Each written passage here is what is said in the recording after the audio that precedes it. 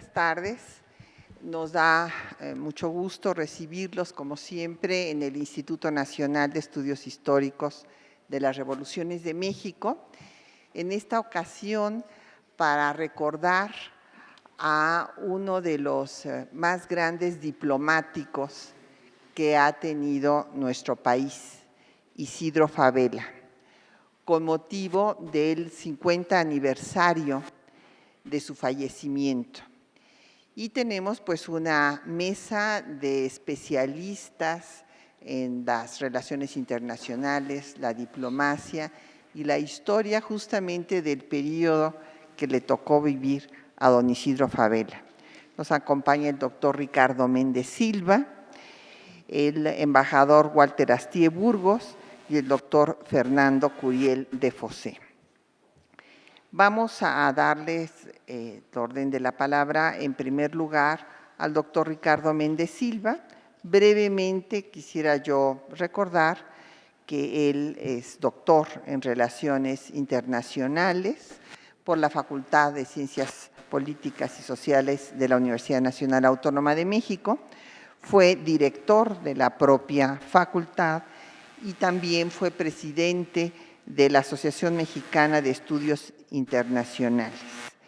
Es catedrático, investigador de tiempo completo en el Instituto de Investigaciones Jurídicas, donde coordina justamente el área de Derecho Internacional, y sus publicaciones pues versan en torno al derecho internacional, derechos humanos, y en este caso nos va a dar la semblanza del personaje que le tocó vivir desde la etapa de Carranza, en donde él fue el negociador para que salieran los norteamericanos de Veracruz, hasta el momento culminante de su vida diplomática en el gobierno del general Lázaro Cárdenas, cuando levantó México su voz para defender a los países víctimas del fascismo y concretamente de Hitler. Hay que recordar que México fue el único que defendió la invasión de Austria por Hitler, también la defendió la de Etiopía por los italianos, a la República Española, y sin duda estos momentos culminantes de la política exterior mexicana por mucho tiempo han sido y deberán de seguir siendo motivo de orgullo para todos los mexicanos. Escuchamos entonces al doctor Ricardo Méndez Silva.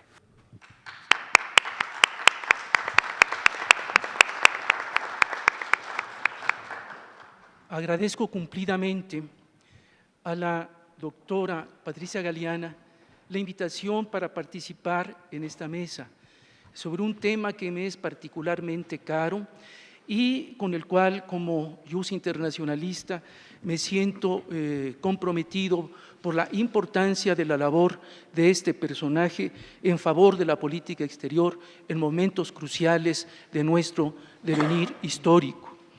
Igualmente, reconozco la importancia de que sea en este instituto sobre los estudios históricos de las revoluciones mexicanas, porque Isidro Fabela, además de haber sido un diplomático estelar, uno de los más importantes del siglo XX mexicano, y digo uno de los más importantes porque no podría yo decir el más importante, al lado de otras figuras sobresalientes como lo fueron don Jaime Torres Bodet, Genaro Estrada, Alfonso García Robles y tantos otros, pero una figura que dejó las bases históricas de la actuación del Estado mexicano en el siglo XX. En fin, yo haré algunas estampas más bien porque es tan rica su vida que es difícil hilvanar una secuencia biográfica ordenada. Dentro de estas estampas de evocación de Isidro Fabela, señalaré primero que un recorrido, un currículum vitae, una trayectoria, independientemente de los logros y de las obras realizadas, se deben a una actitud ante la vida. Es realmente esa actitud lo que va animando los distintos momentos y engarzando toda una vida fructífera, como es el caso de Isidro Fabela. Esa vida, esa actitud ante la vida de honestidad, de compromiso, de patriotismo, tal vez quede reflejada en una frase que él escribió a su hijo Daniel en una misiva con motivo del matrimonio de su hijo, en donde le decía: la existencia es un triunfo de todos los instantes. Y me parece que no hay una frase que lo defina mejor, porque su propia vida fue un triunfo de todos los instantes. Y entendemos que ese triunfo de todos los instantes no es una victoria gratuita, ¿verdad?, sino que es una lucha permanente de la persona por sus ideales, por el servicio a los demás. Entonces, esa actitud que ilumina todo su transitar biográfico está presente en los distintos puestos que ocupó. Haré alguna mención únicamente, pero señalaré que va desde haber sido jefe de defensores de oficio en el Distrito Federal al iniciar sus pininos profesionales en la década de los años 10 del siglo pasado, hasta juez de la Corte Internacional de Justicia. Todo un arco profesional de realizaciones a través de la meritoria labor del personaje que hoy nos convoca. Pero no fue nada más ese paso por los puestos y por el servicio público, sino fundamentalmente la obra que dejó escrita. La obra, lo mismo como internacionalista, de la cual tenemos algunas evidencias fundamentales para la comprensión del siglo XX mexicano, como fue intervención, referido a la no intervención por la que luchó en los foros internacionales, neutralidad también ligada a la posición de México dentro de la visión de la solución pacífica de las controversias, el caso de Belice, territorio sobre el cual México tuvo derechos históricos, pero que por un desafortunado tratado de 1893, el Spencer San John Mariscal, se abandonó al Reino Unido de la Gran Bretaña. Y otro, Estados Unidos contra la libertad, que habremos de ver que pesó en el momento en que su nombre fue considerado para juez de la Corte Internacional de Justicia, porque él escribía este libro en 1918, frescas las vivencias negativas y traumáticas de la diplomacia de los Estados Unidos contra México, desde el complot de la embajada contra el gobierno de Francisco I. Madero, a cargo del nefasto embajador Henry Lane Wilson, hasta la intervención norteamericana en Veracruz y otros muchos incidentes. Estaba a flor de piel el antinorteamericanismo, no algo gratuito, no algo subjetivo, era algo que la historia nos estaba marcando y que llevó a escribir este texto de Estados Unidos contra la libertad. Pero habremos de volver a él dentro de un momento. Vivió Isidro Fabela deambulando entre los extremos de una vida azarosa en busca del equilibrio humano, apuntalado decididamente hacia los valores supremos de la justicia, la libertad y de la felicidad personal. Nació en 1882, el 28 de junio, en Atlacomulco, Estado de México, provinciano entorno que jamás dejaría de nutrir su visión de hombre cosmopolita. Estudió en la Universidad de México, donde se recibió en 1908. Estuvo ligado a los miembros sobresalientes del Ateneo de la Juventud, en donde figuraron personajes que también darían luz y brillo cultural al siglo XX mexicano, como Los Caso, Vasconcelos, Alfonso Reyes, etcétera. Lo que habla también de esa germinación espiritual a favor de la cultura que lo acompañará a lo largo del tiempo en su recorrido histórico. Como decía yo, después de haberse recibido, tuvo el cargo de jefe de defensores de oficio en el Distrito Federal, que se llamaba entonces defensor de pobres. Y yo lo ubico esto como el primer paso que después se cerrará cuando llega a la máxima magistratura de la Corte Internacional de Justicia. Todo un arco que termina en un principio, en un ideal de primer momento de la existencia. Fue oficial mayor también del Distrito Federal. Todo esto cuando rondaba sus 25 años, pionero en muchas de las actividades que realizó. Posteriormente ocupó la Secretaría de Gobierno del Estado de Chihuahua por recomendación directa del presidente Madero. Cuando viene el brote antireeleccionista, tiene la visión de inscribirse en ese movimiento y se liga cercanamente al movimiento antireeleccionista. Por eso va a dar al Estado de Chihuahua, de donde sería también secretario de Gobierno. Sobreviene el complot de la embajada en la Ciudadela y el gobernador de Abraham González lo envía a la Ciudad de México. Los acontecimientos se aceleran, se precipitan vertiginosa y trágicamente. Consumado el golpe militar de Victoriano Huerta y cometido igualmente el asesinato de don Abraham González en Chihuahua, Favela forma parte de la Cámara Maderista, la famosa Cámara Maderista de Diputados que arrancó con la promesa democrática que había enarbolado el presidente Madero.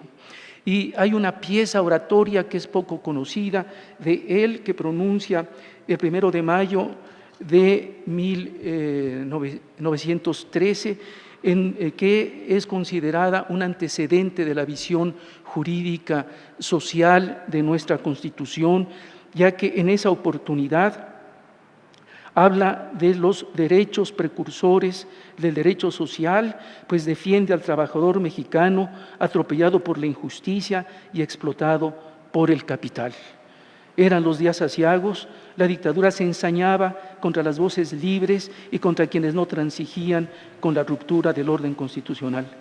Belisario Domínguez caería brutalmente asesinado. El joven diputado no podía ser la excepción.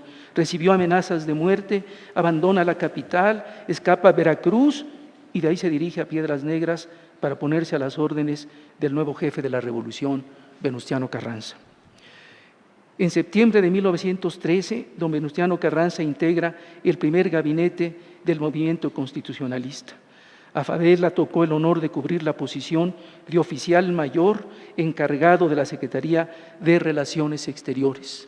Y desde este puesto, y junto con Venustiano Carranza, sin que pueda distinguirse quién es el autor fundamental de algunas de las posiciones señeras de ese momento histórico, le toca enfrentar en una parte de la época las turbulencias de la Revolución Mexicana, entre otros la declaración de neutralidad de México ante el conflicto europeo que explota en 1914.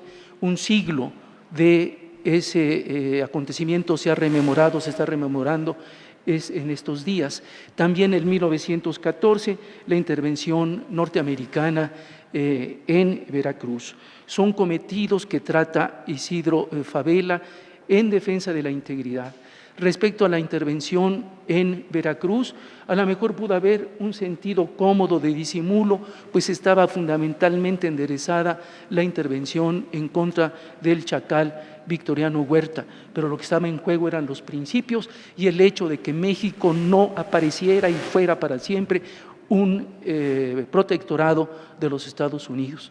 En los momentos en que había también confrontaciones de los movimientos revolucionarios, pero dentro de eso la inmensa claridad sobre los principios que se habían venido ya madurando en México, sobre todo a partir de la época de Juárez, y que era necesario rescatar y darles una nueva proyección y una nueva dimensión. Hay un pasaje curioso, digo curioso, dentro de lo histórico, por las circunstancias especiales en las cuales se dio. Es el caso del inglés William Benton y que es el primero que le toca atender a Isidro Favela. El incidente está narrado con minuciosidad en las memorias de Pancho Villa, escrita por Martín Luis Guzmán. Martín Luis Guzmán fue cercano a Villa, retoma sus testimonios y en primera persona, como si fuera Francisco Villa, narra las memorias del ilustre guerrillero y se refiere al caso de William Benton. Sucedió que era un inglés que era dueño de una hacienda en Chihuahua, Santa Gertrudis, que había expropiado la revolución y estaba furioso en contra de Francisco Villa. Había proferido abiertamente amenazas de muerte en contra del Centauro del Norte y se entrevistó, finalmente lo recibió Francisco Villa, estuvieron platicando y en un determinado momento Benton sacó la pistola y quiso matar a Francisco Villa. Yo digo, ¿a quién se le ocurre meterse con Pancho Villa? Porque si algo tenía Pancho Villa, pues era ser más ducho en cuestiones de armas y en este tipo de lances. Así que lo desarmó y quedó capturado. ¿Qué hacer con él? Preguntó a sus generales y todos al unísono dijeron, hay que matarlo aunque sea inglés, porque nadie puede ir en contra de nuestro jefe. Palabras más o menos, no sé cómo habrá sido realmente. El caso es que deciden que se le ejecute y le encarga la ejecución al general Francisco Fierro, un general tan valiente como terriblemente cruel durante la Revolución. De él, Martín Luis Guzmán le dedica el capítulo La fiesta de las balas, que por algo será el título de ese pasaje de la Revolución Mexicana. Bueno, pues Francisco Fierro cumple con la orden, lo ejecuta y aparentemente todo terminaba en santa paz, pero resulta que la esposa mexicana de Benton pide la intervención del cónsul norteamericano para ejercer protección diplomática, toda vez que las condiciones de su muerte habían sido muy extrañas. Y bueno, entonces ya le pregunta a Francisco, y el cónsul norteamericano pide las actas del juicio y pide los datos sobre el fusilamiento de de William Benton. Y entonces ya confiesa Francisco Fierro que para ahorrar balas le había dado un balazo en la nuca. Y bueno, ¿y ahora cómo le hacemos? Bueno, y las actas las hacen a posteriori. Y también ordena a Francisco Villa que fusilen al cadáver para que al momento que entre una comisión internacional, pues haya evidencias de que todo había sido hecho, sino como Dios manda, por lo menos con cierto apego a las cuestiones jurídicas, a los procedimientos jurídicos. Bueno, pero tenía Pancho Villa un secretario particular muy vivaz, del nombre Luisito Aguirre Benavides, y a él le sonó muy extraño eso. Habló con un médico y le dijo, no, es que si hacen una autopsia se va a ver que el fusilamiento fue post-mortem, que no fue consecuencia directa de una ejecución. Bueno, estaban en esos embrollos cuando llega el asunto hasta el gobierno federal, encabezado por Garranza y atendido por Isidro Fabela. Y esto, como le digo a mis alumnos, es un caso para ver cuándo procede la protección diplomática, cuándo un Estado puede proteger a uno de sus súbditos. Bueno, requisito número, que la persona que se vaya a proteger sea nacional del Estado que ejerce la protección. Y era un norteamericano el que se estaba metiendo, no era Inglaterra. Inglaterra no se podía meter porque tenía relaciones con Victoriano Huerta. Entonces, las instrucciones que recibió Francisco Villa es que por ningún momento permitiera la entrada de una comisión internacional propuesta por los Estados Unidos de Norteamérica. Fue el primer asunto que vio Isidro Fabela. Fue uno de tantos, pero este es algo curioso. Estuvo algún tiempo como encargado del despacho, pero después sale en misión hacia Europa a promover la posición de México, a buscar préstamos, toda vez que pues, con los Estados Unidos no había mucha claridad. Y en el libro de Frederick Katz, de la Guerra Secreta en México, ilustra un pasaje del viaje de Isidro Fabela a Europa. Pues vía barco, la primera escala era La Habana, y en La Habana había un acuerdo de las autoridades locales con los Estados Unidos que a las personas sospechosas que vinieran de México y que fueran a Europa y que pudieran establecer contacto con Alemania o los países que estaban entonces en guerra, que fueran detenidos y remitidos a las autoridades norteamericanas. Como llevaba pasaporte diplomático no lo pudieron hacer, pero en cambio sí se dio cuenta de que se había perdido su equipaje, protestó, se lo regresan, pero apareció totalmente revoloteado, sin ninguna pérdida, pero fue un espionaje que existía en aquellos momentos en donde México fue escenario de las contiendas políticas que tuvieron lugar en Europa durante la Primera Guerra Mundial. Y aprovecho para recomendar el libro de Walter Astier, que trata precisamente esto y que no hace mucho presentamos aquí en este lugar, sobre las relaciones de Europa con México a lo largo de la historia, incluso se va 300 años antes de la llegada de los españoles a México, los sucesos en Europa, pero que repercutieron a la hora de que llega España a México.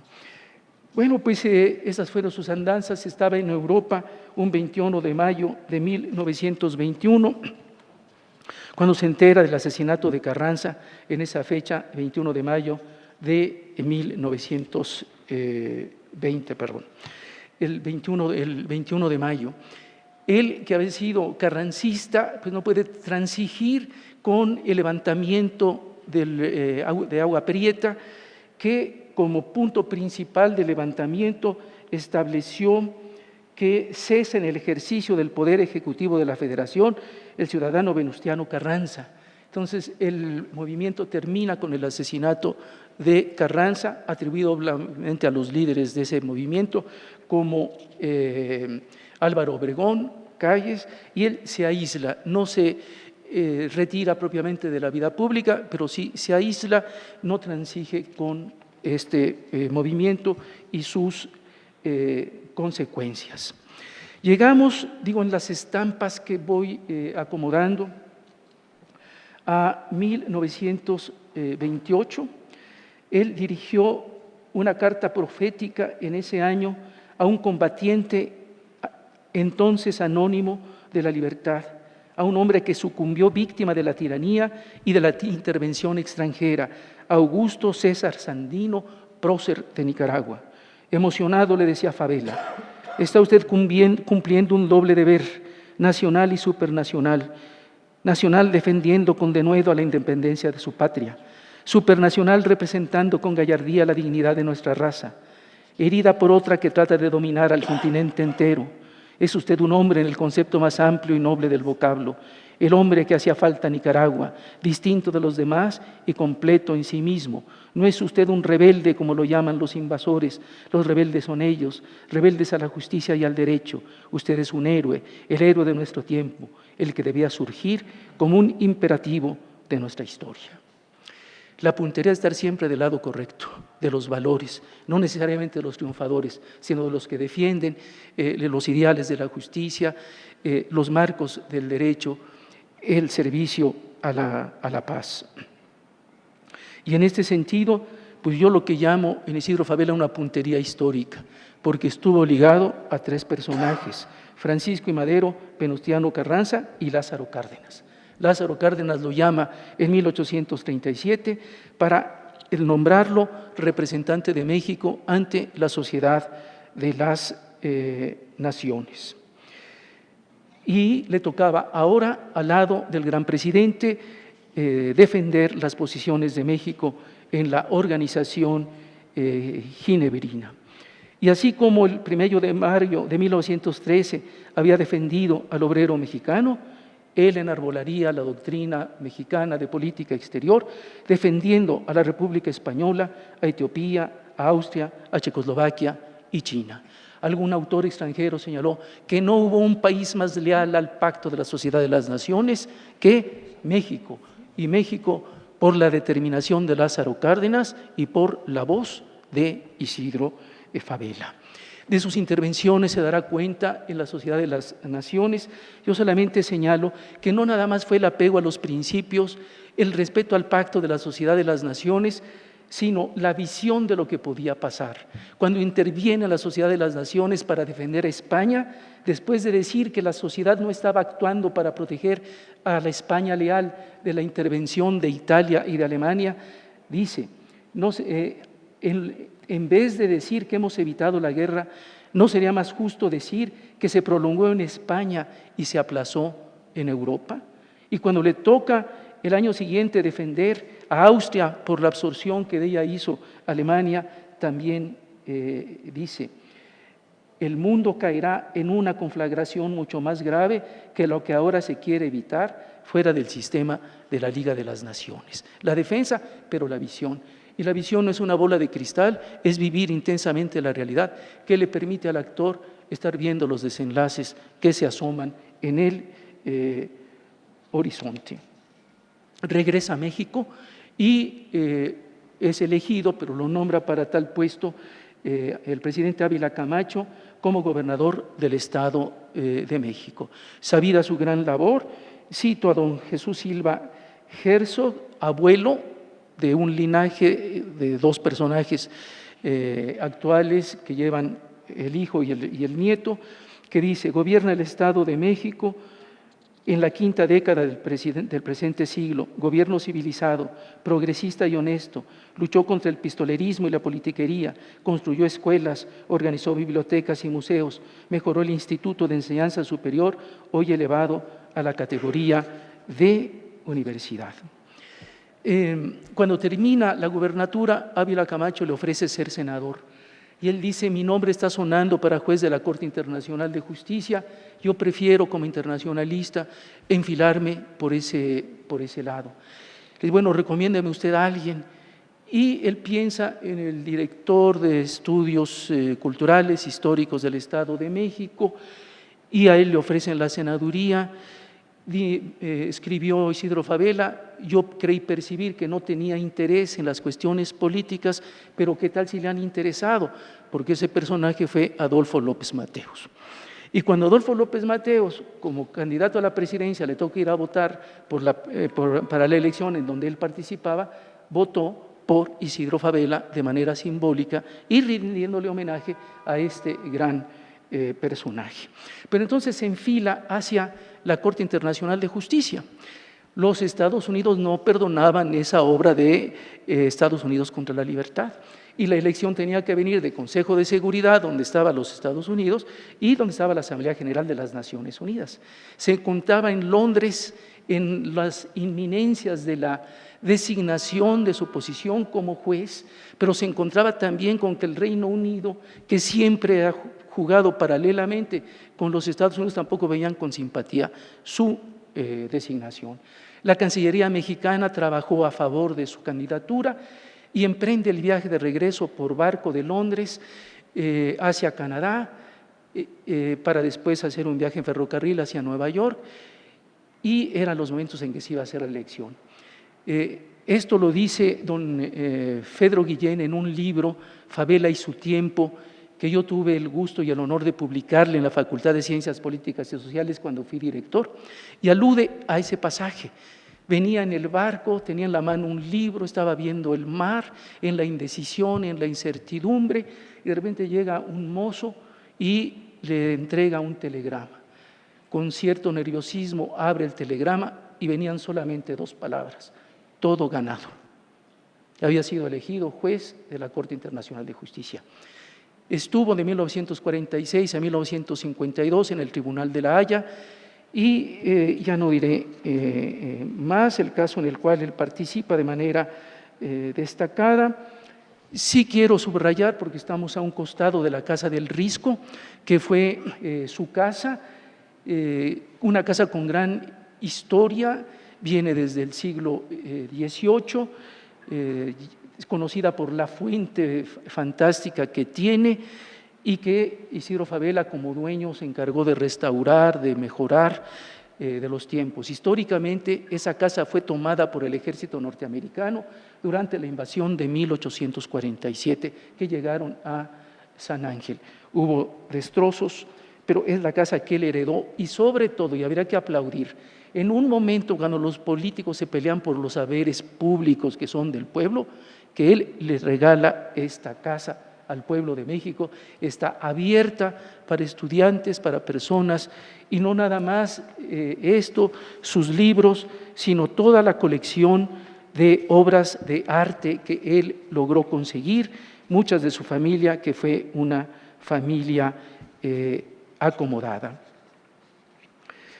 Del momento que sale de Europa, y perdóneme por las estampas, se me cuatrapeó una en el acontecer histórico, esa estampa que quiero subrayar porque habla de él, si estamos buscando la actitud humana que lo guía en su tránsito terrenal, salía de Europa, la guerra ya estaba, ya era, y en tren, en una estación en Francia, le toca ver a una multitud doliente de españoles que huían tanto del colapso de la República como de la guerra, y en esa estación ve a una niña y a un niño que venían solos, desamparados, y él se bajó del tren, lo subió al vagón y fueron para siempre sus hijos.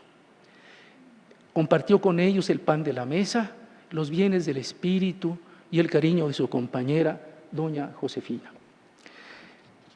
Este fue el hombre. Y murió el 12 de agosto de 1964. Y quiero terminar como lo menciona Fedro Guillén, que ya murió, que fue secretario particular de él.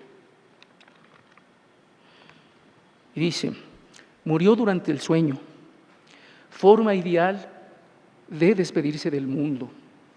O sea, un sueño se une a otro. Entre himnos que solo escucha quien cruza la última frontera, sin dolores, como corresponde a vidas que han sembrado la paz y la llevan consigo. Pero yo, para terminar, me quedo con esa frase que cité al principio y que le dedicó a su hijo Daniel: la existencia es un triunfo de todos los instantes.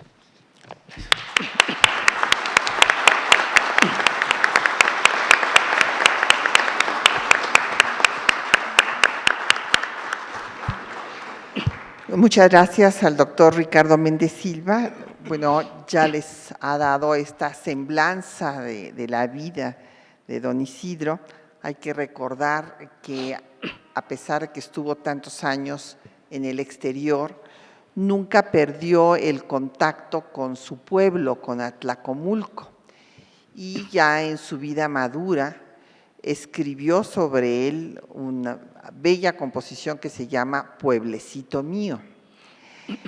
De su etapa de defensa de Madero, cabe destacar un célebre discurso que pronunció en la Casa del Obrero Mundial, declarando asesino a Victoriano Huerta.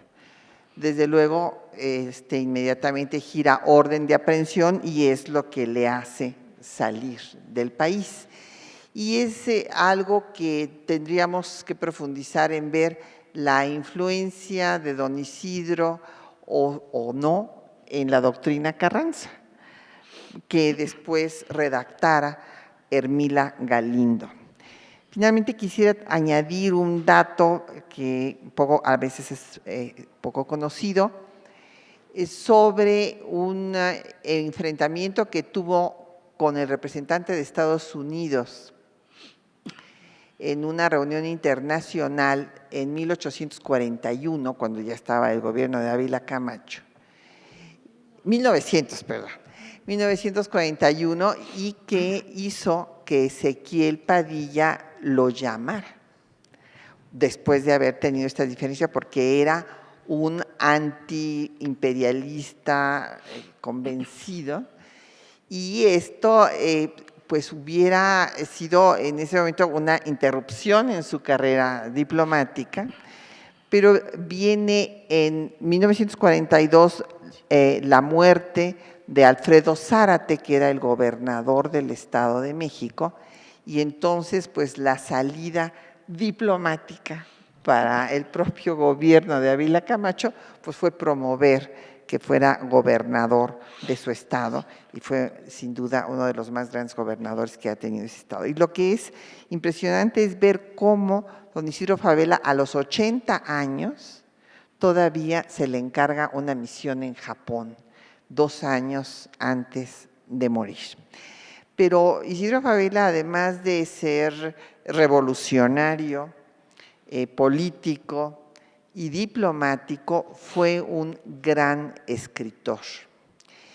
Y pues esta sensibilidad de la que nos ha dado muestras ya el doctor Ricardo Méndez Silva, pues la vemos en sus poesías, en sus cuentos de París, en otras tantas obras, y pues seguramente de eso también nos va a hablar quien es escritor y crítico literario, el doctor Fernando Curiel de Fossé, que ha trabajado en particular toda esta época, desde el general Bernardo Reyes, Alfonso Reyes, Jaime Torres Bodet, y bueno, por todos estos trabajos ha sido acreedor del premio José C. Valadez a la trayectoria por el Instituto Nacional de Estudios Históricos de las Revoluciones de México. Entonces vamos a escuchar al doctor Fernando Curiel, que nos va a hablar pues desde su juventud, esta juventud de Fabela, cuando formó parte del Ateneo de la Juventud, este grupo de mexicanos que en este ambiente extranjerizante, fundamentalmente afrancesado, organizan una serie de conferencias sobre la cultura mexicana y sobre la cultura latinoamericana. Escuchemos al doctor Fernando Curiel. Gracias.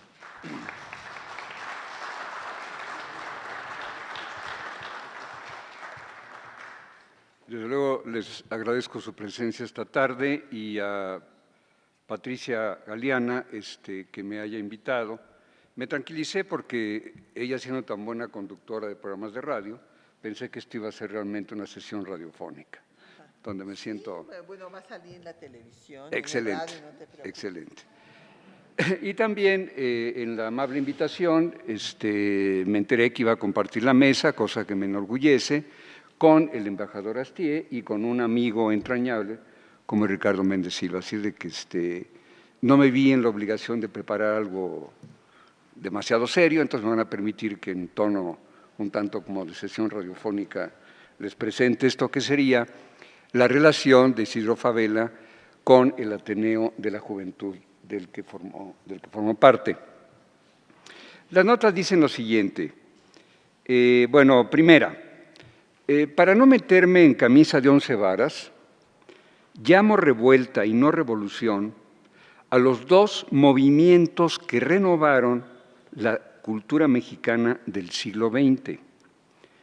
Uno, en las primeras 2 décadas del siglo, que involucraron al modernismo y al Ateneo, al movimiento modernista y al ateneísta. Y otro en los años 60, con 3 generaciones, digamos, en la palestra. Aquella Ciudad de México de los 60s, donde todo ocurría en el primer cuadro de la ciudad, en la ciudad universitaria y en la zona rosa.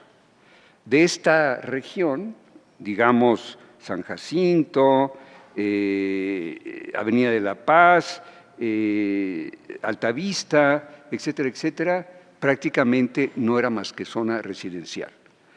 Ahora, para llegar aquí, es realmente impresionante lo que ocurre con las calles de Altavista, de Avenida de la Paz, como lugar restaurantero, tal, pero en aquella época, en los 60, no era así. Todo ocurría en el centro de la ciudad, en la zona rosa, en la ciudad universitaria. ¿Qué 3 generaciones? Si en el primer movimiento tenemos básicamente lo que quedaba de positivistas y desde luego el modernismo y el Ateneo, en los años 60 hay básicamente 3 generaciones que están llevando el tono de la cultura mexicana. Una es la generación de medio siglo, de origen universitario, pues la generación de Sergio Pitol, de Fuentes, de Porfirio Muñoz Ledo, de Víctor Flores Olea, etcétera, etcétera, etcétera. Luego, una generación más de escritores, que es la generación de Casa del Lago, donde están Juan García Ponce, Salvador Elizondo, Huberto Batis, y lo que sería mi generación, desde el punto de vista cronológico, aunque no me reconozco ideológicamente en ella, que es la generación de la onda. Entonces, estos son los dos momentos donde cambia la cultura mexicana, 2 primeras décadas del siglo y años 60. Bien, Isidro Fabela se adscribió al primer movimiento, al movimiento del Ateneo. Temprano cuentista, abogado, como ya se ha dicho aquí, revolucionario, internacionalista, pero también, algo mencionó Patricia, un político animador de un establo del que han salido no pocos exitosos púgiles, dicho metafóricamente. Si usted prefiere, cambie establo por cantera y púgiles por futbolistas. Lo que vale la pena mencionar es la buena mano de Fabela. Quiero decir, podemos estimarlo como a Fabela como que sería un poco el Cuyo Hernández, si fuera un establo de boxeadores, o bien el Ignacio Treyes, si consideramos como futbolistas. Es un grupo político muy importante. Bien, Isidro Fabela, para describir al Ateneo hay básicamente dos clasificaciones que nos permiten orientarnos. Por un lado, algo que decía Reyes, tomándolo de un autor francés, que había escritores que escribían y escritores que no escribían. Fabela estaría entre la lista de los escritores que sí escribían. Yo creo que hay un pendiente enorme en el análisis de la producción escritural de Isidro Fabela, como abogado, como cuentista, como ensayista, como internacionalista, como político, como diplomático. La otra clasificación se refiere a quienes estaban en lo que sería el pelotón, el cogollo, el grupo dirigente del Ateneo, donde están pues Alfonso Reyes, Pedro Enrique Sureña, Antonio Caso, José Vasconcelos, etcétera, etcétera, y lo que sería el grupo de ateneístas un tanto de segunda fila, de bajo perfil. En este caso le correspondería a Isidro Fabela formar parte del grupo de los no muy destacados, pero que evidentemente requieren ser estudiados. Tenemos un gran pendiente, según ¿se acuerdan de una película que se llamaba Schindler's List o alguna cosa así? Hay una lista de Álvaro Matute sobre el número de ateneístas, él cuenta 60, yo en mis clasificaciones, donde reviso toda la actividad del Ateneo, llego a contar cerca de 120 personas. Entonces, Fabela se le haría un acto de justicia si junto con otros ateneístas, Valenti, muchísimos más, fueran motivo de un estudio especial. Habría que sacarlo.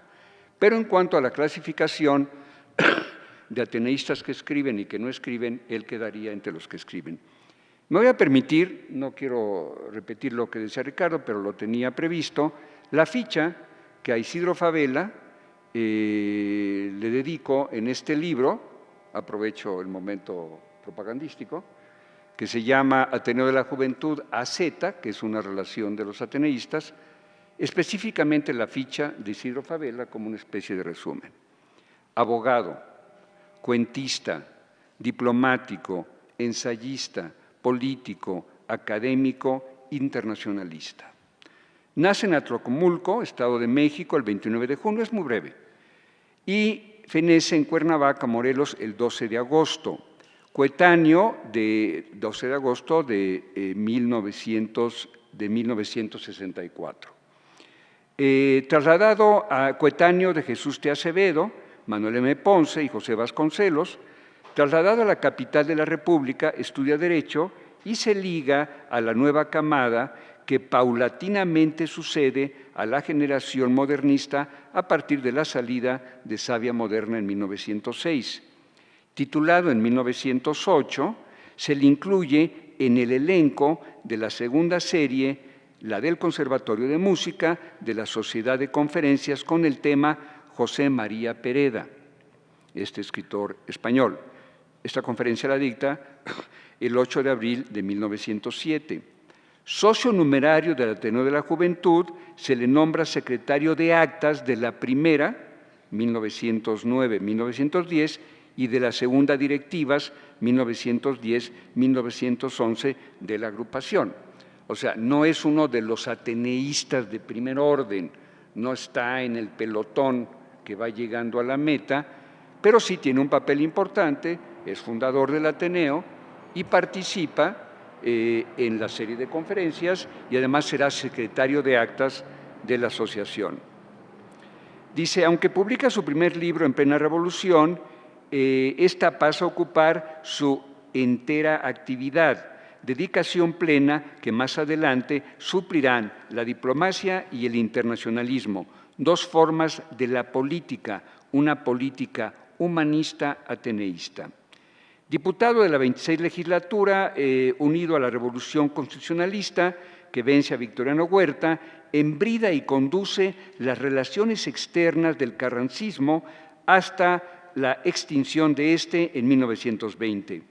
Enorme es su acción internacional. Estoy repitiendo lo que ya decía Ricardo, es inevitable que incurramos en redundancias.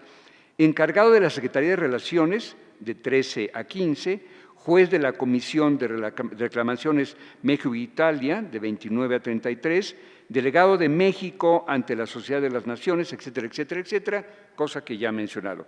Sí me detengo en algo que no está muy a la vista, la muy importante obra de Isidro Fabela, que amerita realmente una lectura desde la perspectiva actual. Cuento, La tristeza del amo, de 1915. Pueblecito mío, al que se refería Patricia, de 1957. Cuentos de París, de 1960. Es un cuentista que reaparece en el tiempo, debuta muy tempranamente y reaparece en 57, en 60. Ensayo. Arengas revolucionarias, discursos y artículos políticos, de 1916. Los Estados Unidos contra la libertad, que mencionaba Ricardo, de 1918. Neutralidad, también mencionado, de 40. La Sociedad de las Naciones y el continente americano ante la guerra, 39-40, es de 1940. Hazaña y la política de México hacia la República Española, de 43. Por un mundo libre, de 43. Belice, defensa de los derechos de México, 44. Mi gobierno en el Estado de México, de 45. Sería muy interesante hacer en este momento una relectura de este texto de 45. No las versiones externas, como la de Pedro Guillén, que fue su secretario, sino la memoria personal. O sea, la memoria personal de… no sé si este libro lo tienen aquí, para pedir mi credencial y solicitar que se me empreste, porque sí me causa interés. La doctrina Drago, de 46, cartas al presidente Cárdenas, de 47, la doctrina de Monroe y Drago, de 57, Diego Rivera, de 57, Alfonso Reyes, de 57. Yo estos textos los conozco, son en verdad muy interesantes. No es un experto en el terreno cultural, en el terreno plástico, en el terreno literario, pero su sensibilidad, su conocimiento del mundo ayudan extraordinariamente, como tiene un texto de otro de los olvidados, otro de los ateneístas olvidados, que se llama Alejandro Quijano. Paladines de la libertad, el último texto que yo tengo registrado se llama ni más ni menos A un año del triunfo de Castro, se llama El caso de Cuba, 1960. Es de mencionarse su coordinación de una monumental obra, que es la de Documentos Históricos de la Revolución Mexicana, que arroja 27 tomos. Incursión en el género de las memorias, esto sí apenas me he ido asomando, ahora estoy trabajando mucho las memorias del Ateneo, el de Mis memorias de la Revolución de 1977. Entiendo que en el catálogo de INERM está, no sé qué tanto tienen publicado, ahorita si nos comentas. Bueno, creía importante que tuvieran ustedes esta mención de la ficha, repito. Bien, Vamos al Ateneo. ¿Por qué es importante el Ateneo de la Juventud? Bueno, en primer lugar, es el cambio de visión cultural respecto al porfiriato. Sus integrantes serán figuras determinantes de la cultura del siglo XX, del siglo pasado, como digo yo, si es que ya pasó, si es que efectivamente pasó, y va a trabajar en varios planos. Me voy a permitir hacerles un rápido resumen. Si hablamos del plano de la literatura, el Ateneo va a crear una nueva literatura, un tipo de literatura ensayística, literatura de ideas, literatura creacionista, que cuando ya son ellos mayores va a derivar a la historia. Son grandes historiadores, uno de ellos Fabela justamente. Pero igual Julio Torri escribe sobre la literatura española, Alfonso Reyes escribe sobre la generación del Ateneo, todos ellos, un buen número de ellos deriva ya mayores hacia la parte de la historia. Tiene que ver con algo muy importante que es la crítica del positivismo. La doctrina oficial de los años porfíricos es el positivismo, es la ideología educativa de la Escuela Nacional Preparatoria, y el Ateneo inicia muy tempranamente la crítica del positivismo y concluye paradójicamente con un ateneísta, Nemesio García Naranjo, ministro de Instrucción Pública con Victoriano Huerta, haciendo la reforma final que elimina enteramente de los planes y programas de estudio de la universidad el positivismo. Influyen en la pintura, tempranamente en 1906, hacen una exposición en el centro, es la exposición de Sabia Moderna, donde las figuras pues, van a ser lo de la pintura. ¿Quiénes son? Diego Rivera, Saturnino Herrán, Ángel Zárraga, Jorge Enciso, y vamos viendo toda una serie de planos donde el Ateneo actúa, modifica la cultura mexicana. Pero, para resumir, para mí lo más importante es que en todo el comportamiento de Isidro Fabela, sea el político, el diplomático, el carrancista, etcétera, etcétera, etcétera, lo que está es la huella del Ateneo. Como opera políticamente, como político, Isidro Fabela es como un humanista. La marca del Ateneo es definitiva en él. Y creo que valdría la pena, como una parte de la revisión de Isidro Fabela, tomar muy en cuenta, ¿sí?, cuál es la cruz de su parroquia. O sea, dónde está el magma que va a determinar su comportamiento frente a la diplomacia norteamericana, frente a la diplomacia británica, etcétera, etcétera. E incluso como poseedor de esta casa, que bien ha destacado Ricardo, la Casa del Risco, que la tenemos aquí a la vuelta. Vuelvo a agradecer que se me haya invitado, me tranquilizó mucho que era una conversación con Patricia, que es una experta comunicadora en cuestiones de historia, viejísima amiga mía, y les agradezco muchísimo su atención.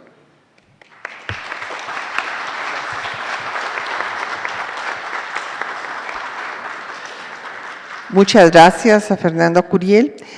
Justamente habría que recordar que del Ateneo hubo quienes se mantuvieron neutrales y otros que pues defendieron y estuvieron con Huerta, mientras que nuestro personaje pues se une a las filas de la Revolución.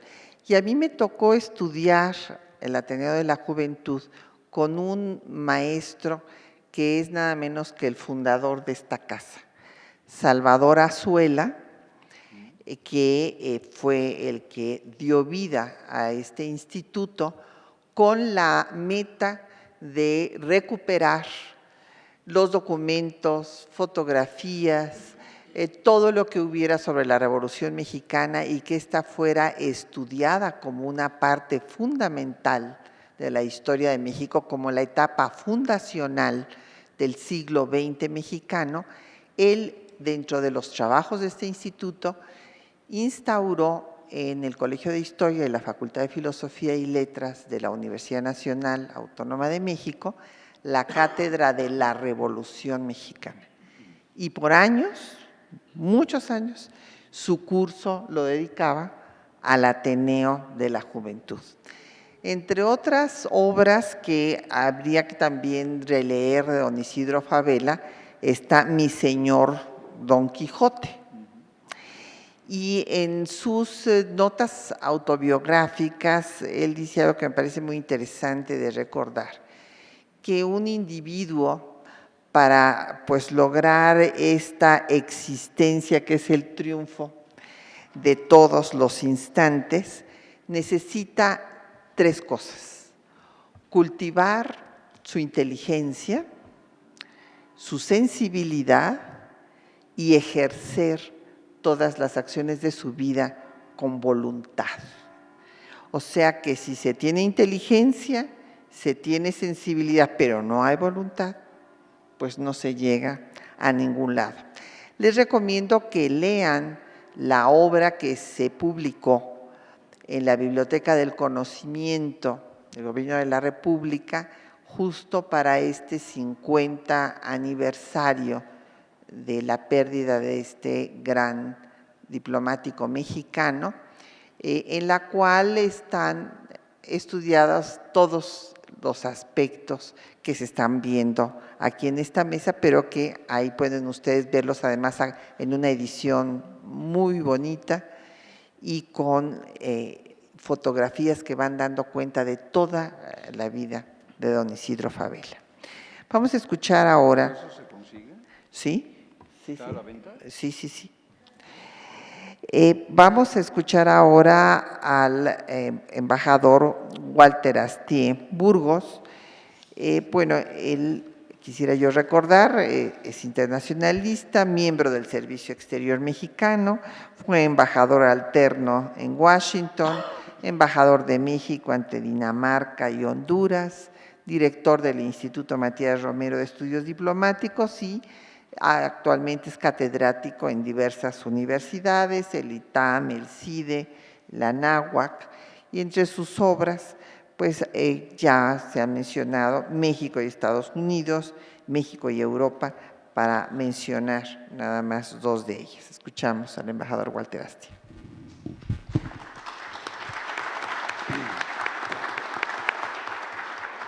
Gracias por sus aplausos previos, pero mejor espérense a ver si vale la pena que me aplaudan por lo que diga. Bueno, obviamente muy buenas tardes a todos ustedes y por supuesto deseo agradecer muy cumplidamente a mi querida amiga, la doctora Patricia Galeana, el haberme invitado a este foro para, yo creo que merecidamente, conmemorar la memoria, a pesar de que son a la distancia de sus 50 años de fallecimiento, de un gran personaje de nuestra historia contemporánea que fue don Isidro Fabela. Yo quisiera iniciar mis comentarios con 2 remembranzas, puesto que considero que vienen mucho al caso. La primera de ellas es la muy famosa frase del gran filósofo español Miguel de Unamuno, que como muchos de ustedes saben, lo que él dijo es: yo soy yo y mis circunstancias. Y esa es una verdad aplicable a todo mundo porque somos lo que somos nosotros mismos cada uno, pero también somos el producto de las circunstancias, de lo que nos toca vivir a cada uno de nosotros. Y creo que en el caso de Isidro Fabela, pues él mucho fue lo que hicieron que sus circunstancias lo hicieran que fuera. La otra segunda remembranza o cita es algo que a mí me pareció muy inteligente y muy pertinente, que nos dijo el expresidente de Colombia, Ernesto Samper, en una conferencia que hace algunos años dio sobre los problemas de la gobernanza global del siglo XXI. Samper obviamente destacó en su conferencia pues los terribles, brutales, complicados problemas que estamos viviendo en el siglo XXI, que simple y sencillamente son de tal magnitud que están amenazando la existencia misma de la civilización, punto. Yo creo que es difícil pensar que en alguna otra época de la historia, a no ser la Guerra Fría, que pudimos haber muerto todos por un conflicto nuclear, pero en este momento estamos viviendo problemas realmente brutales y demás. Y lo que Samper decía es que lo paradójico de nuestro tiempo es que al mismo tiempo que estamos confrontando todos estos problemas tan graves, de tanta dimensión, pues tenemos una carencia de líderes, pero absoluta. Y no solo estoy hablando de México, estoy hablando de todo el mundo. O sea, no tenemos los líderes que se necesitan en estos momentos para confrontar los grandes desafíos del siglo XXI. Y él citó como ejemplo el caso de Sir Winston Churchill y dijo, los grandes líderes, los grandes hombres del mundo surgen, afloran cuando se enfrentan situaciones verdaderamente críticas y difíciles en la historia. Así ha sido siempre y así sigue siendo. Y lo que tenemos ahorita es que estamos viviendo un momento muy difícil, pero que no llega realmente a estallar en una crisis. Entonces, por eso pues seguimos teniendo, yo creo, una serie de líderes por aquí, por allá, bastante mediocres. Pero repito, el caso se refirió a Winston Churchill y lo que él dijo. Winston Churchill logró convertirse en un gran líder de la historia mundial porque por los tremendos problemas que tuvo que enfrentar como primer ministro de la Gran Bretaña durante la Segunda Guerra Mundial. Si no hubiera sido por esos graves problemas, pues Churchill no hubiera pasado de ser un simpático, viejito, bonachón, gordito y borrachín, porque era bastante borrachín, pero lo que lo elevó fue la dimensión, la magnitud de los problemas que tuvo que enfrentar. Y creo que eso también se aplica muy adecuadamente a don Isidro Fabela, porque le tocó vivir sin duda alguna varios de los momentos más difíciles y más críticos del siglo XXI, y la forma en que los enfrentó y demás, pues lo hicieron que se convirtiera en un gran personaje. Fabela, como ya se ha señalado, pues nació en 1882, en el siglo XXIX, y falleció hasta 1964. Y creo que ante todo, don Isidro fue un hombre de su tiempo. Y las circunstancias que le tocaron vivir y de las cuales fue testigo presencial, pues ni más ni menos que el porfiriato y el fin del porfiriato, el estallido de la Revolución Mexicana de 1910 y todo el periodo armado, la Primera Guerra Mundial, la Segunda Guerra Mundial y llegó incluso, como se acaba de decir, hasta la Guerra Fría con la crisis cubana y demás. Frente a esta tremenda, complicada realidad que le tocó vivir, don Isidro mostró ante todo ser pues, un hombre renacentista, fue un hombre del nacimiento y del renacimiento en toda la extensión de la palabra, que desgraciadamente ya no tenemos personajes de ese calibre. Si pensamos nosotros que él, aunque era, como señaló aquí mi colega, de familia acomodada, pues era de Atlacomulco, y Atlacomulco pues no era propiamente el centro de la cultura de México, ¿verdad?, ni menos la mundial. Sin embargo, fue un hombre tremendamente culto y tremendamente erudito, que hablaba varios idiomas. Entonces ahí lo que vemos es el esfuerzo personal de él por superarse, por estudiar, por aprender y demás. Y ese esfuerzo y esa dedicación lo hizo que se convirtiera en un gran intelectual, en un abogado, en periodista, en político, en diplomático, en profesor universitario, en funcionario público, en escritor, en periodista, en académico, en humanista, etcétera, etcétera. Realmente fue un personaje sumamente diversificado y tremendamente polifacético. Y repito, ojalá en esta época tuviéramos personajes de esta talla. Obviamente, dentro de todas estas facetas que ya se han mencionado y demás, yo, por razones obvias, pues me referiré principalmente a su muy brillante trayectoria y labor como diplomático. Don Isidro, pues según parece ser y constar, no mostró inicialmente una clara vocación por la diplomacia o por los asuntos internacionales, sino que los propios momentos convulsivos que vivía México en esa época, pues digamos por azar, lo condujeron hacia el campo de la diplomacia.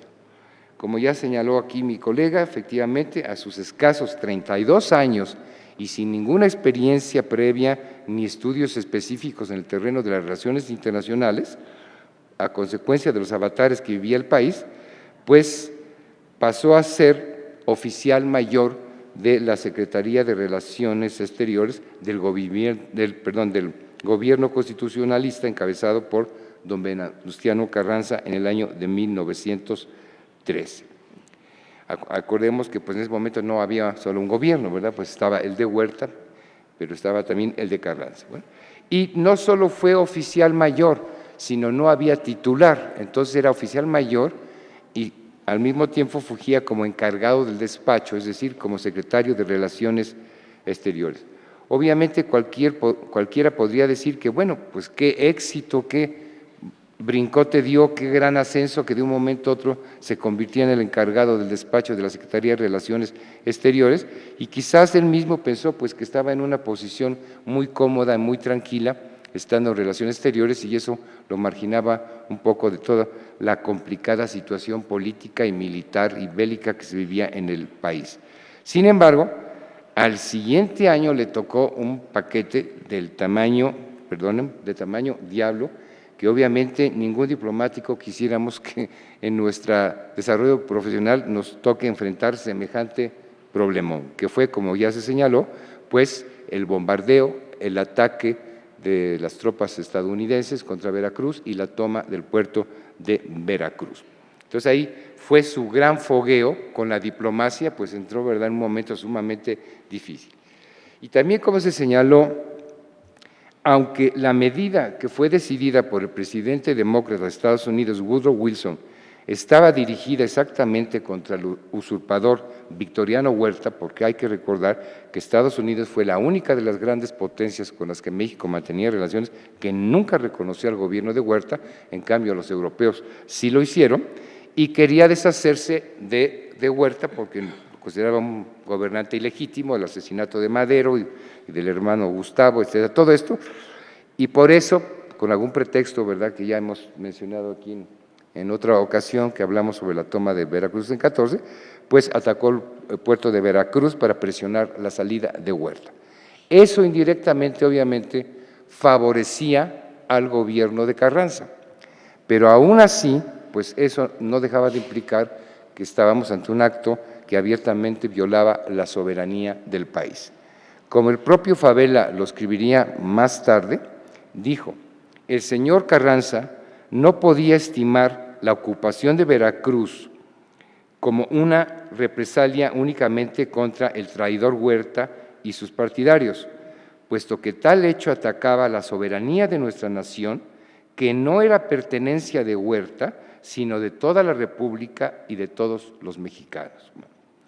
Bueno, pues como decía, de esta manera y con este problemón, don Isidro Favela se fogueó en la muy difícil arte de la diplomacia, y la atinada actitud y posición que adoptó frente a los americanos, pues le valió un gran reconocimiento y le valió también que, por sus méritos, ahora sí que en campaña en la diplomacia, Carranza lo decidiera enviar a Europa.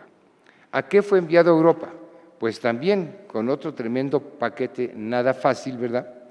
Se trataba de ir a Europa a explicar las muy difíciles realidades del México revolucionario, a justificar la legitimidad del gobierno constitucionalista de Carranza, a convencer a sus interlocutores europeos sobre la ilegitimidad del gobierno golpista de Huerta y pedirles que dejaran de reconocer y de mantener relaciones con los diplomáticos que en su momento Huerta había nombrado, y por supuesto finalmente a obtener el reconocimiento de aquellos gobiernos al gobierno de Carranza.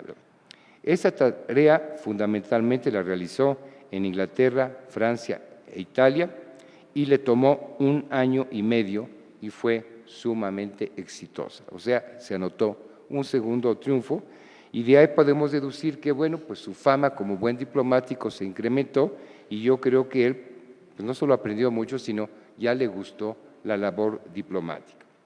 En 1915 regresó a México y, como ya había demostrado tener grandes capacidades como diplomático y como negociador, Carranza igualmente lo mandó con los mismos fines hacia América del Sur.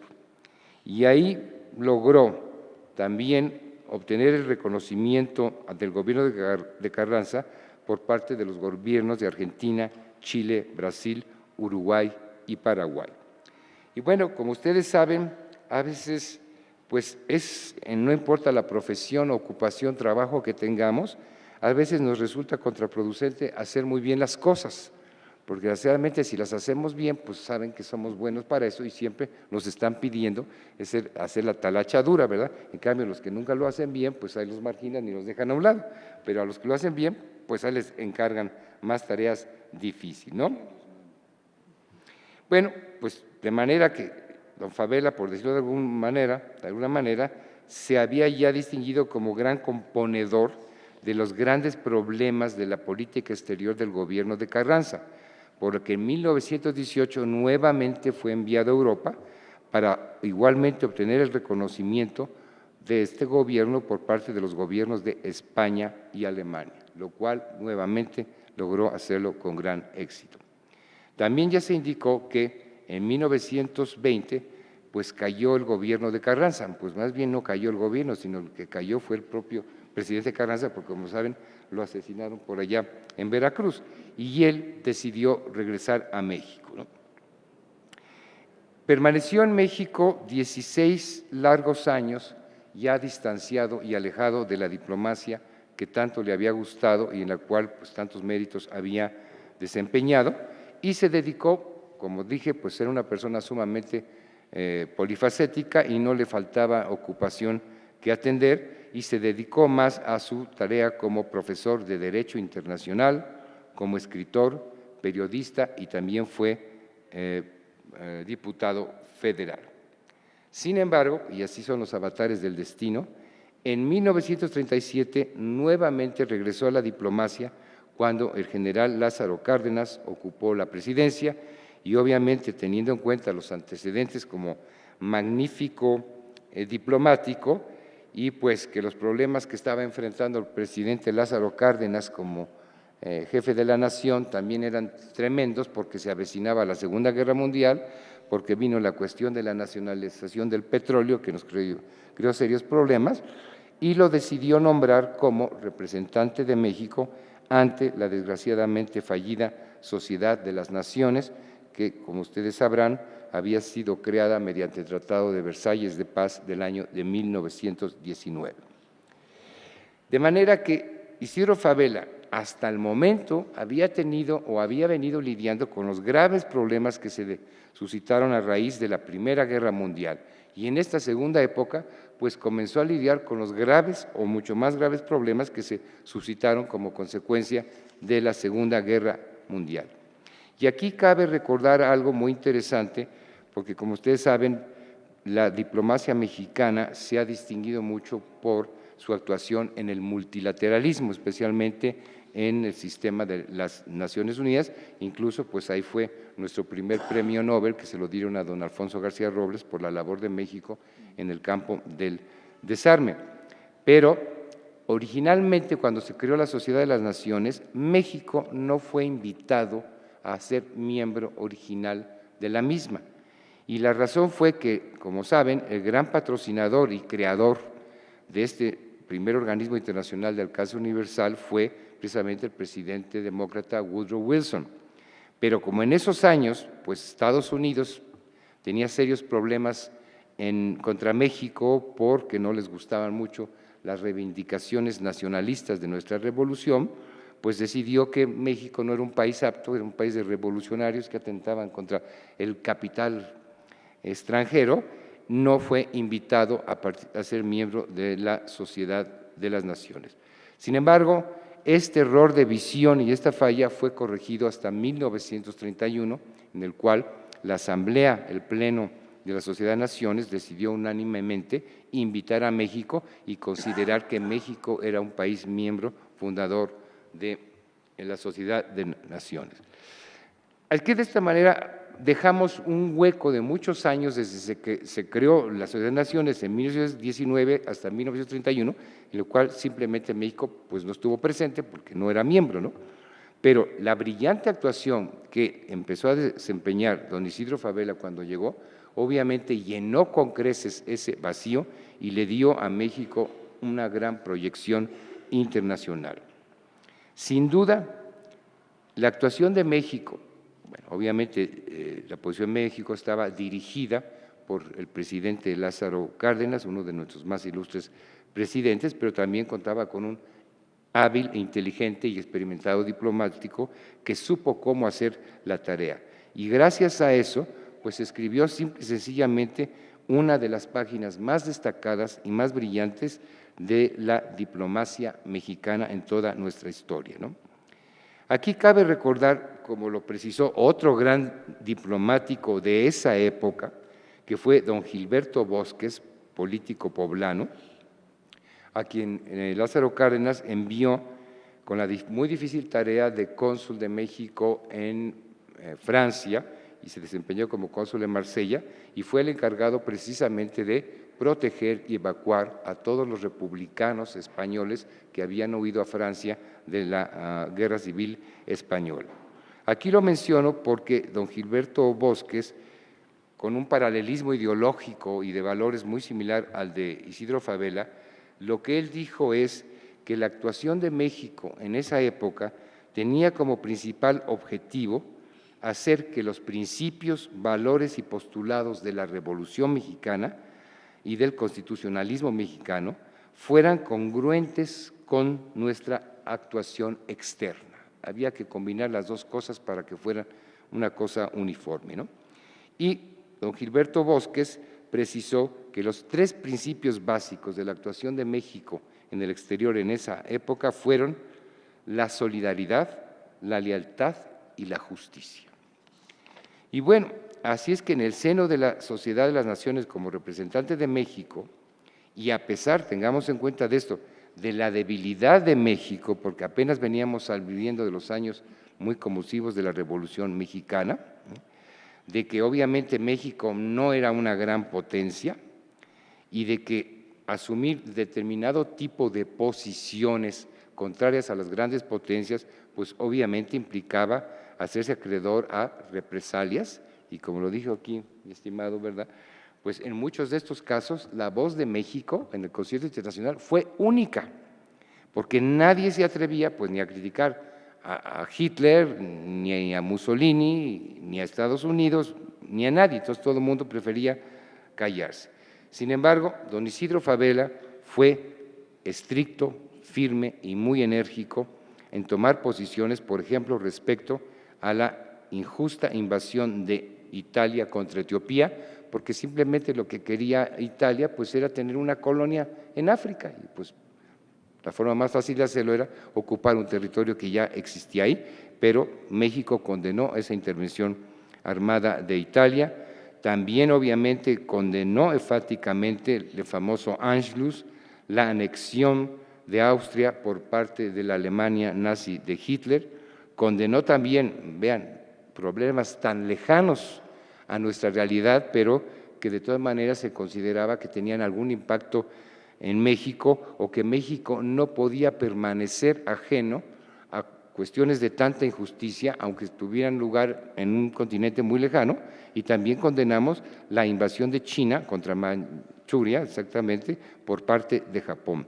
Y por supuesto, como ya se mencionó también, en la Sociedad de Naciones fuimos un tenaz defensor de la República Española. Bueno, tras esta brillante actuación, y repito, enérgica y arriesgada, y hasta muchas veces temeraria, de don Isidro en la Sociedad de Naciones, cuando llegó a la presidencia Manuel Ávila Camacho en 1941, don Isidro decidió regresar a México y en 1942, como ya también se indicó, y por las razones que tuvieron lugar, ocupó la gubernatura del Estado de México, donde no conozco mucho el tema, pero sí lo que he leído es que también, como en la diplomacia, desarrolló una formidable labor, y uno de los renglones, pues, pensando que él era un hombre sumamente culto e informado, en uno de los renglones en que más éxito, más énfasis puso fue en la educación, generalizar la educación pública en el Estado de México. Sin embargo, en 1946 nuevamente regresó al escenario internacional, al escenario diplomático, cuando fue elegido como juez de la Corte Internacional de Justicia de la propia Sociedad de las Naciones con sede en La Haya. Si bien originalmente estuvo en la Sociedad de Naciones, pero fue como representante de México. Esta segunda vez ya fue como funcionario internacional, no a defender tanto los intereses de México, porque México no lo envió, sino que fue elegido a pesar de la oposición que hubo de ciertos países, como señaló aquí Méndez Silva, ¿verdad?, por Estados Unidos, que pues no le parecía la actitud bastante antiyanqui que tenía, pero logró ser elegido por el gran prestigio que tenía él y el gobierno de México como juez de la Corte Internacional de Justicia, ¿no? Y obviamente esto para él fue un campo ideal porque ahí conjuntó sus dos grandes profesiones, la de abogado profesional y experto en derecho internacional y la de la gran experiencia que ya había adquirido hasta el momento como diplomático. Finalmente, en 1951 regresó a México y aunque ya se dedicó primordialmente a la academia, al periodismo y a la escritura, todavía, como señaló Patricia, en el año de 1962, a la edad ni más ni menos que de 80 años, también era una gente con una gran vitalidad, ¿verdad?, desempeñó su último encargo diplomático en una misión especial en el Japón. Este es, a rasgos generales, pues un resumen de la impresionante labor diplomática que desempeñó Fabela, que yo aquí pues doy unos atisbos, ¿verdad?, pero es que es muy largo todo, o participó en otras cosas como en la Comisión de Reclamaciones con Estados Unidos, etcétera, etcétera, pero en fin, esto es un panorama general de su fructífera labor diplomática. Gracias a ello, como ya señalé, pues se logró escribir una de las páginas más gloriosas de la diplomacia mexicana.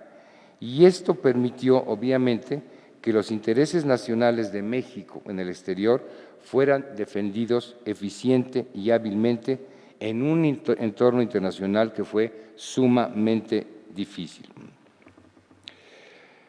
¿Qué más le puedo decir? Para concluir, es que la labor de Fabela sentó para el futuro un gran precedente para nuestra diplomacia, logró que se le diera un gran prestigio a la diplomacia mexicana, su actuación abrió nuevas posibilidades a la actuación mexicana en el exterior, sacó también, hay que recordarlo, al país del aislamiento en que habíamos caído durante los años convulsivos de la revolución iniciada en 1910, en donde los problemas prioritarios fueron los internos y mucho se nos olvidó lo externo, a no ser porque hubiera intervenciones extranjeras o tuviéramos presiones de fuera. Y yo creo que muy importante es que esta actuación demostró que una nación puede hacerse escuchar en el escenario internacional a pesar de que no sea una gran potencia. Y eso es cuando tiene una postura basada en principios éticos y jurídicos, como lo hizo don Isidro Fabela. Por todo ello, yo considero que tenemos una cierta obligación moral y ética de verdaderamente recordar y tener presente la meritoria labor que realizó don Isidro Fabela. Probablemente, como ustedes saben, lo han de haber leído en los periódicos, en días pasados se realizó, yo creo, una muy merecida ceremonia en su honor ante la estatua que se le levantó en su pueblo natal de Atlacomulco, que fue ni más ni menos que encabezada por el propio presidente de la República. Pero sin embargo, yo creo que además de estos gestos que son explicables y son muy encomiables, creo yo que el mejor homenaje que le podemos rendir a don Isidro es el de mantener vivas las lecciones que nos legó sobre la forma en que deben defenderse los grandes intereses nacionales frente a las crudas realidades de la política mundial. Muchas gracias.